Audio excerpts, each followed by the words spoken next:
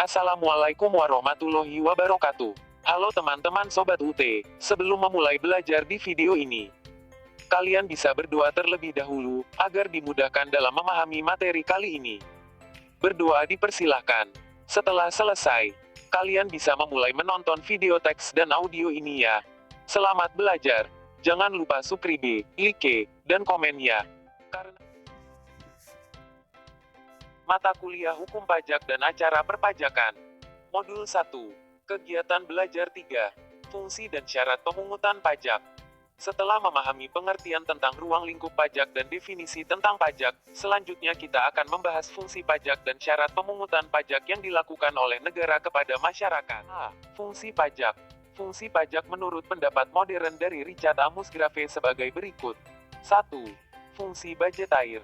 Fungsi ini merupakan fungsi utama pajak atau fungsi fiskal, yaitu fungsi pajak semata sebagai alat untuk memasukkan dana secara optimal ke kas negara berdasarkan undang-undang perpajakan yang berlaku. Sebagai konsekuensinya pengenaan pajak tidak membedakan dari sebab yang dilarang atau tidak dilarang dalam undang-undang. Contoh, besarnya tarif PPh dari penghasilan judi dan koruptor adalah sama besarnya dengan penghasilan yang diperoleh dari gaji guru atau ustadz. Fungsi budgetair dari pajak berarti bahwa pungutan pajak oleh negara dilakukan untuk menutup pembiayaan atau belanja penyelenggaraan pemerintahan, meliputi 1. Belanja barang 2. Belanja modal 3. Pembayaran bunga utang 4. Subsidi 5. Belanja hibah 6. Bantuan sosial, serta 7. Belanja lain-lain dari kementerian dan lembaga. Besarnya budgetair tersebut ditetapkan dengan undang-undang setiap tahun yang diusulkan oleh pemerintah dengan persetujuan Dewan Perwakilan Rakyat DPR. Dari tabel di bawah ini, tampak penerimaan perpajakan menunjukkan kenaikan dari tahun ke tahun daripada penerimaan negara bukan pajak dan hibah sebagai berikut. Lihat sendiri di buku modul ya. 2. Fungsi reguleren. Fungsi ini merupakan fungsi tambahan karena hasil penerimaan dari pajak harus digunakan untuk mengatur pemerintahan secara adil. Pajak yang memiliki pengaruh dalam politik anggaran dan keuangan tentunya dapat berperan sebagai instrumen untuk ikut serta mengatur agar pungutan pajak dapat dipatuhi karena dirasakan adil bagi masyarakat.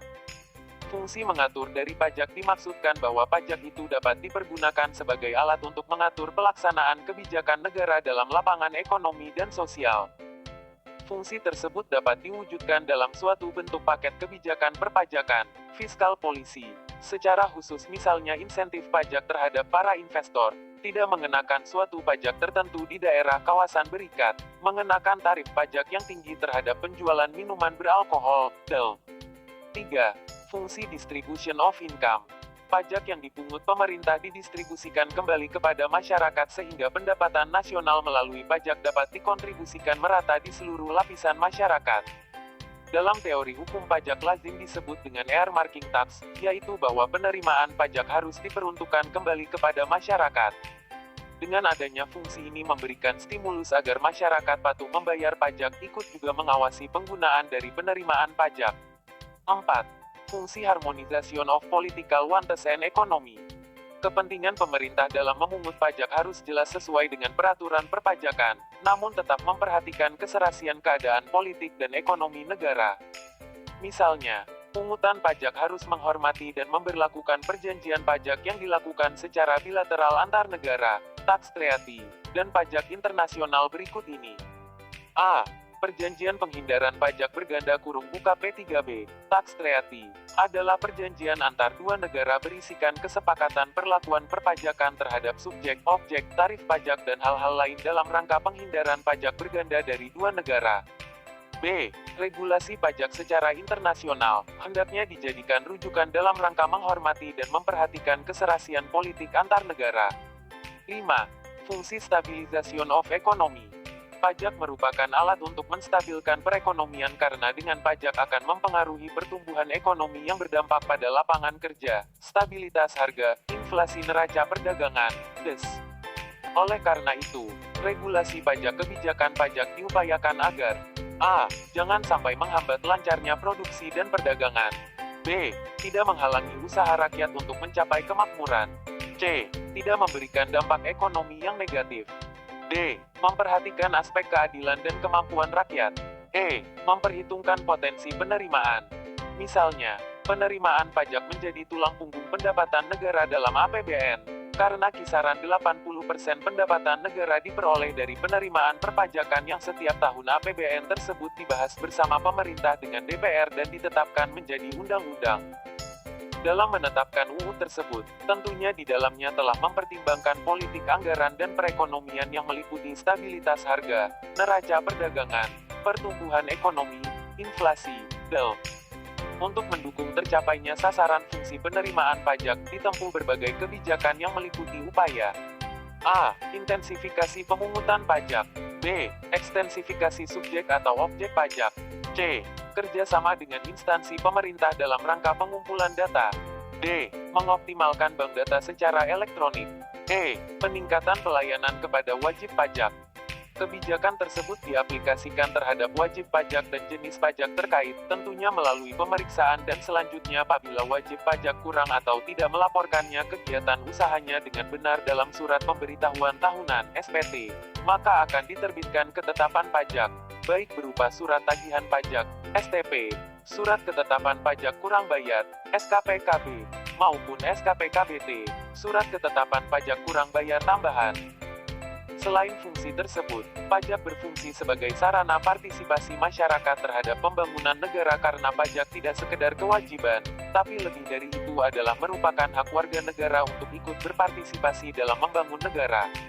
Oleh karena itu, adalah tepat slogan pajak saat sekarang ini, yaitu, lunasi pajaknya dan awasi penggunaannya.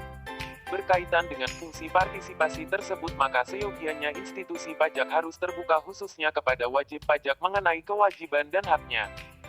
Kewajiban adalah keharusan membayar pajak sesuai dengan ketentuan perpajakan yang berlaku, sedangkan hak wajib pajak adalah hak untuk memperoleh pelayanan informasi berkaitan dengan kewajiban membayar pajak. Selain itu, wajib pajak mempunyai hak untuk memperoleh pengembalian kelebihan bayar yang telah dituangkan dalam SPT apabila setelah dilakukan pemeriksaan, kelebihan yang dituntut adalah benar. B. Syarat pemungutan pajak. Pajak haruslah dipungut berdasarkan suatu keadilan. Keadilan tersebut harus dituangkan baik dalam undang-undang yang rancangannya diajukan oleh pemerintah untuk memperoleh persetujuan dari DPR sebagai lembaga perwakilan rakyat. Pemungutan pajak dapat disebut adil apabila dipungut secara umum dan merata kepada seluruh lapisan masyarakat sesuai dengan ketentuan perundang-undangan yang berlaku. Jadi, jelasnya pajak harus mengabdi kepada keadilan, dan keadilan inilah yang merupakan asas pemungutan pajak menurut falsafah hukum. Keadilan dalam perpajakan meliputi dua sisi, yaitu 1. Keadilan sejajar atau horizontal, dan 2. Keadilan tegak lurus atau vertikal. Keadilan sejajar, horizontal equity, maksudnya adalah kesamaan dalam besaran kewajiban membayar pajak terhadap orang yang mempunyai kemampuan ekonomis yang sama. Misalnya, Tuan A dan Tuan B yang masing-masing mempunyai penghasilan yang sama RIP 10 juta harus membayar jumlah pajak yang besarnya sama. Keadilan tegak lurus, vertical equity, maksudnya ialah ketidaksamaan dalam membayar pajak walaupun mempunyai kemampuan ekonomis sama, tapi kondisinya berbeda. Misalnya, Tuan A berpenghasilan lebih besar dari Tuan B maka Tuan A harus membayar pajak yang lebih besar dari Tuan B. Atau walaupun Tuan A dan Tuan B berpenghasilan sama sebesar RIP 10 juta, tapi Tuan A statusnya bujangan. Sedangkan Tuan B sudah beristri dan memiliki 3 maka perbedaan keadaan pribadi tersebut menyebabkan jumlah pajak yang dibayar menjadi berbeda. R. Santosa Brotodiharjo, SH dalam bukunya, Pengantar Ilmu Hukum Pajak, menguraikan beberapa teori untuk memberikan dasar menyatakan keadilan tersebut, sebagai berikut. 1. Teori asuransi. Menurut teori asuransi dinyatakan bahwa pembayaran pajak yang dilakukan oleh warga negara, masyarakat dipersamakan dengan pembayaran premi asuransi kepada negara karena negara dalam tugasnya telah melindungi orang dan segala kepentingannya, dianggap seolah-olah sebagai asuransi. Namun pokok pikiran tersebut secara luas kurang dapat diterima dengan alasan A. Negara tidak dapat dipersamakan dengan perusahaan asuransi karena apabila terjadi kerugian yang diderita masyarakat, negara tidak mengganti. B. Tidak adanya hubungan langsung yang dapat ditunjuk antara jasa-jasa yang diterima dengan jumlah pembayar pajak. 2. Teori kepentingan.